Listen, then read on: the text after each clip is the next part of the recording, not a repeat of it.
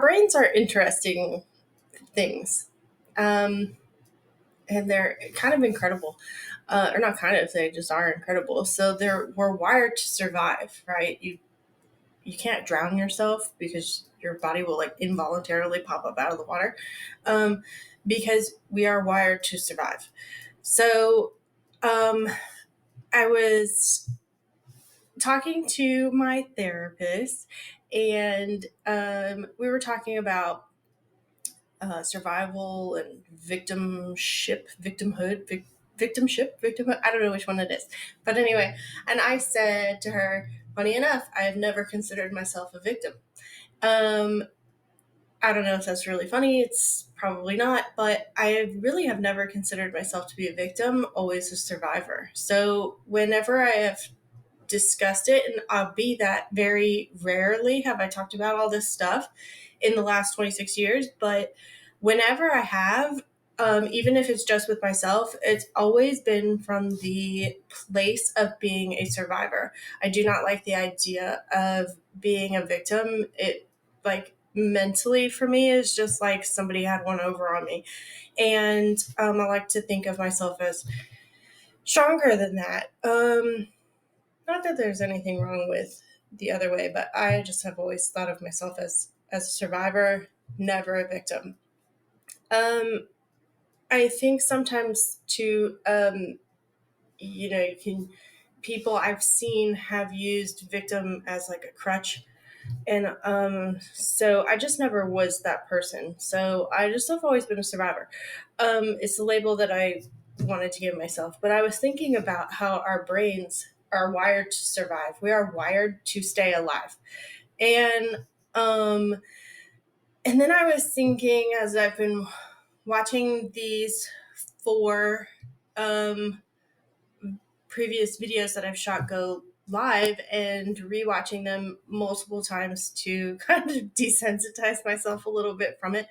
Um, and also just because this is really my healing. And so whenever I talk about it, like I kind of think through new facets of stuff whenever I'm rewatching them. Um, so I was thinking like, okay, I did shut down. The car accident happened. I don't like to call it an accident. I usually refer to it as an incident. And that's another odd semantic thing for me because accident implies that there was no like intentional purpose. And that was not an accident. He intentionally ran me off the road, intentionally caused this stress and terror. So, in my view, that's not an accident. So, I have a hard time calling it a car accident. So, usually, that's why I stumble on that because technically I think it is, but it legally or whatever, but for me, it is an incident. So, anyway, that's just a little snippet into my psyche. So but I was thinking like, okay, so I shut down and I went through the next, 26 years alone, um, in my brain, trying to figure out how to sort through all of this stuff. And except that that's not really true. I, it is true that I did not share it with many people, but I also was not really trying to sort through it. When I was 16 and it all happened, then it just was like, let's lock this up and never look at it and never talk about it. Like if I don't see it, the danger will be gone. Kind of like an ostrich, right? You shove your head into the ground and you can't see the danger around you, so therefore it must not exist. And that's not true. So, and I have since learned that that crap is going to come back and bite you. So you should just like deal with it head on, process, and then move on. Yes, life is tricky and sticky and gross and messed up, and everything that happens here is horrible, but like thank God this is not the final place. Like we have heaven coming. So that's something to look forward to. And that's kind of where I've always gone. Like, it's just been like, okay, this has this horrible thing, whatever it is, hundreds and thousands of things over the last 26 years. This thing is going in that box. I'm going to just plow forward because that's what we do as survivors. We just move on. Well, yes and no.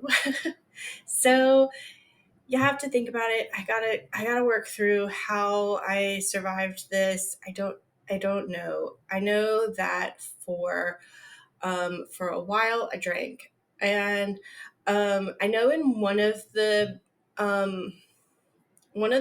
blog posts, I think it's the first one, chapter 1, and I say that I didn't turn to substance abuse, and that is true. I wasn't like addicted.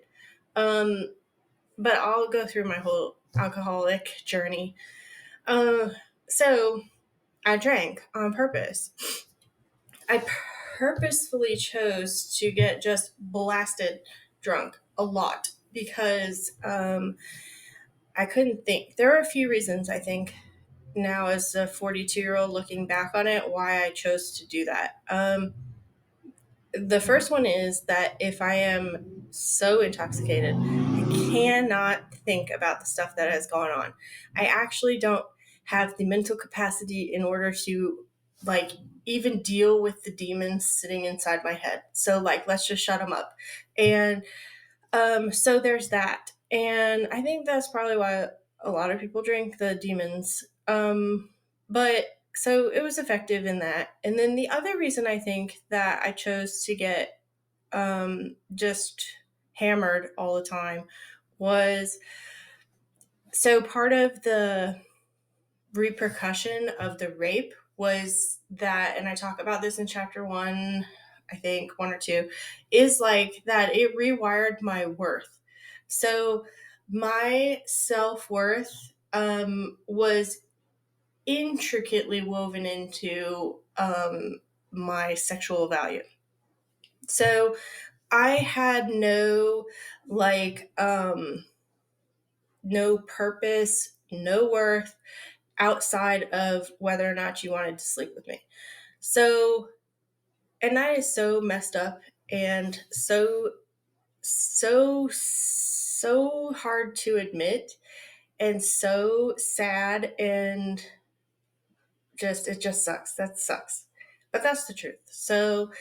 Um so yeah, my entire self-worth was wrapped up in whether or not somebody wanted to have sex with me because that's all I saw myself for. So like it was just that's just it. So if I am, and here's the messed up logic in all of this. So, or part of messed up logic is like, if I am drunk and you turn me down, it might be because I'm just a sloppy drunk. And so therefore it's not really me it's not real Mindy that you're denying and saying is worthless. It's drunk Mindy that you're saying is not worthy.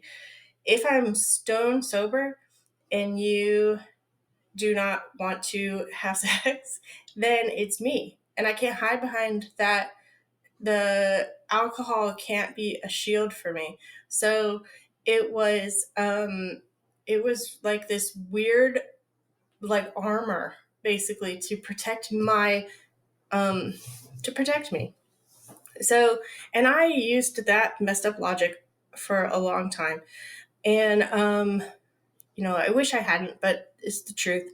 So Um, so I drank a lot and um I processed in a bad way all of the stuff that had happened my teenage years. I processed through alcohol and sex up until like age 23. And then I hit my bottom, like my real like cannot go anywhere from here bottom was it was like a week or two after my 23rd birthday, and I had gotten into a fight with the friend. Let's call him that, even though that is way too generous of a term. um Somebody who had claimed to be like a really good friend for a long time, and he and I got into a fight. I got really, really intoxicated that night. And this was like one of the very few nights that we hung out that he did not. And at the end of the night, we were at, there's still like 2 a.m, and the bar that my car had been left at, like, we ended up back there, and he was mad because I was being antagonistic. And I remember he threw my car keys at me and told me to take my drunk ass home. And he left, like, he got in his car and left. And so I was alone in a parking lot of a bar, really drunk, and I called a bunch of people. I called a couple people because I knew I shouldn't drive. I never drove when I was drunk. I should make this super clear. I never drove. I was driven around all the time by my friends. I never drove. That was a big deal to me. I had lost friends from drinking and driving. I've lost friends to drugs. So, like, there were things that I knew, big consequences, and I didn't want to do that. So I did not ever drink and drive. And so I sat in the parking lot and called as many people as I could. And I called like one of my friends probably like a dozen times. She felt really bad the next day when we talked. But everybody was asleep. It was like 2:30, 3 a.m. now. And I really did not know what to do. I owned my own house at the time, but I was renovating it. So I happened to be staying at my parents' house at this particular period in my life. And so I drove to their house. I do not know which roads I took to their house. So it was not ever something I wanted to do. I should not have done it. I should have probably just slept in the parking lot. But by the grace of God, I got to my parents' house safe. I did not get into an accident. I did not hurt anybody else. I did not hurt myself. I didn't hurt anyone else.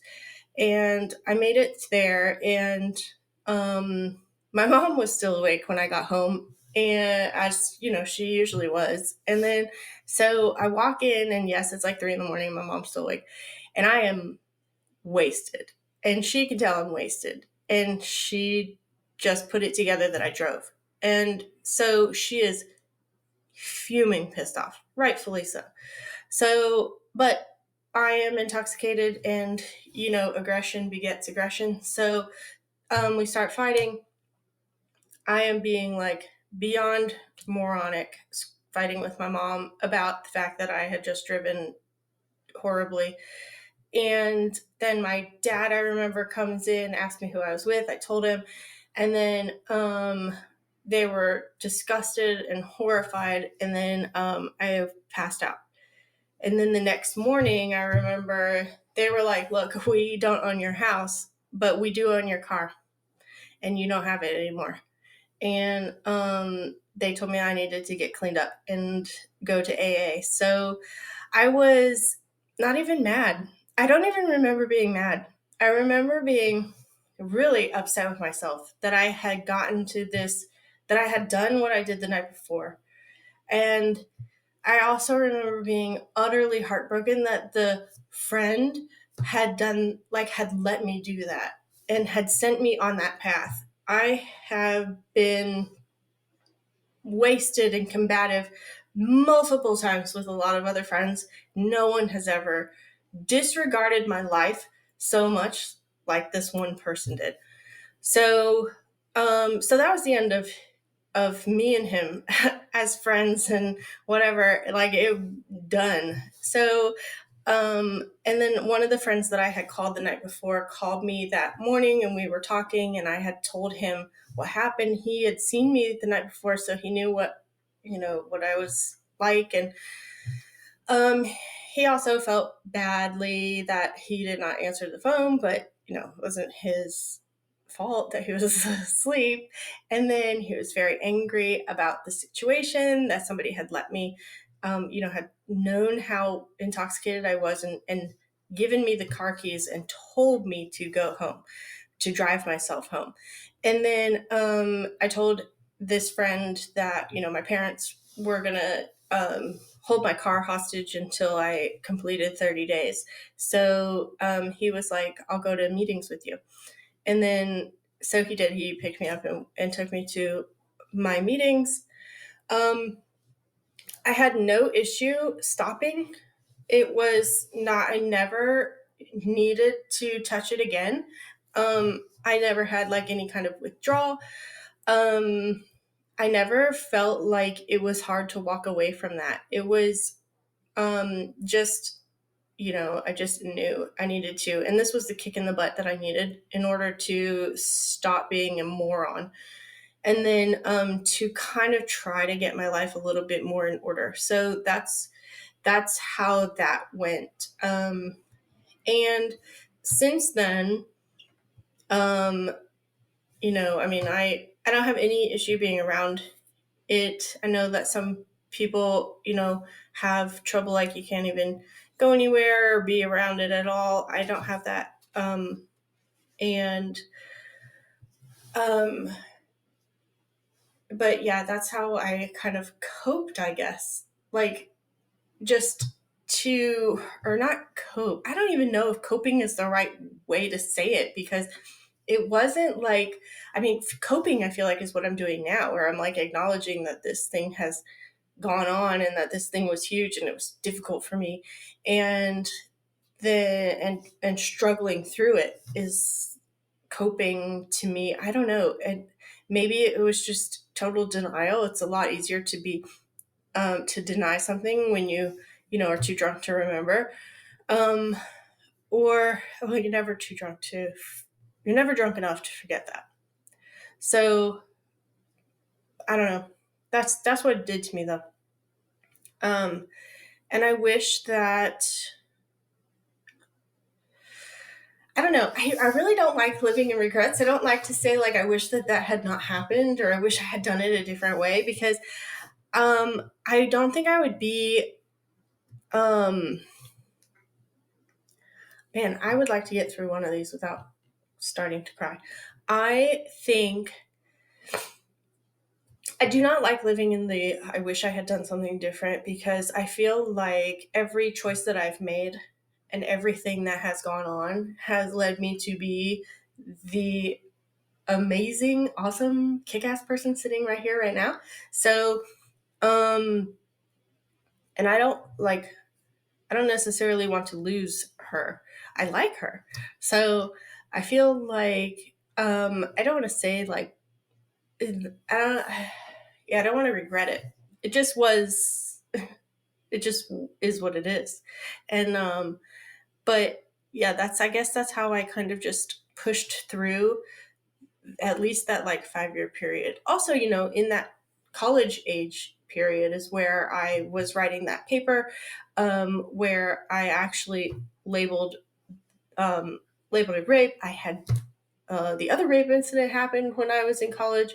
So there is a lot of like um, horrible, cloudy stuff in that, from 16 to 23. So what's that 7 year period?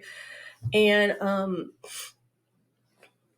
and then sobered up and just kind of still tried to ignore it. It's like the telltale heart from Edgar Allan Poe. Like, it's just this sound beating, and like I can't get away from it until you pull the floorboards up. So yeah, so here we are, floorboards ripped up.